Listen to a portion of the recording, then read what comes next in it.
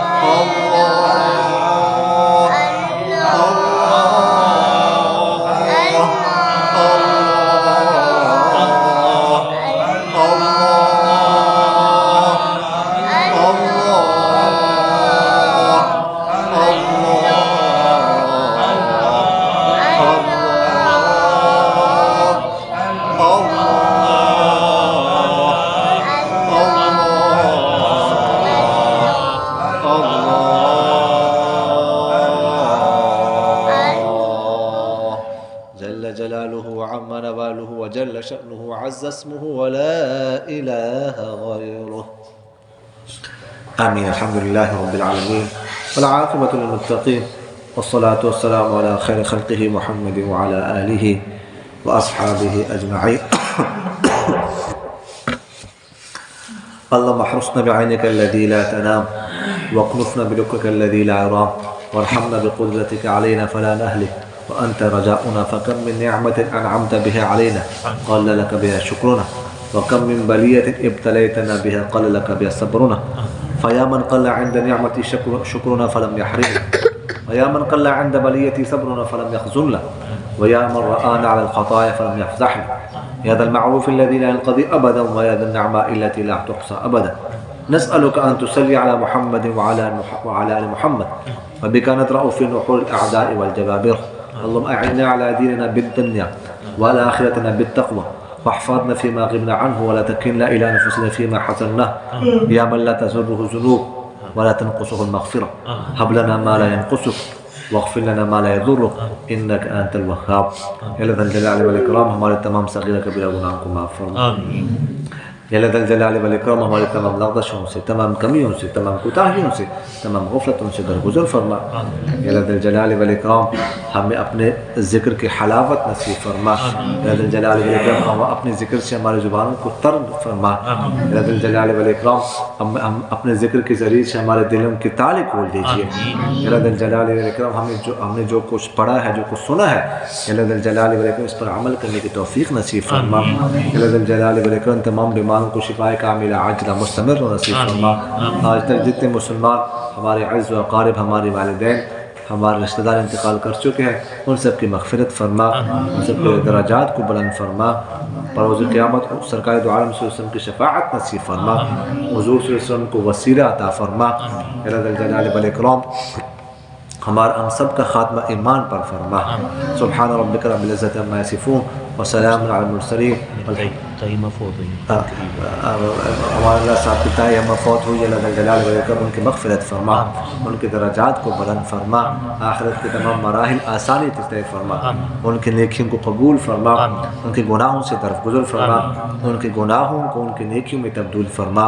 ان کی قبر کو جنت کا باغیچہ بنا دیجیے، ان کی قبر کو تا حد نگاہ وسیع فرما. سبحان ربک رب العزت عما یصفون وسلام علی المرسلین والحمد للہ رب العالمین. آمین یا رب العالمین برحمتک.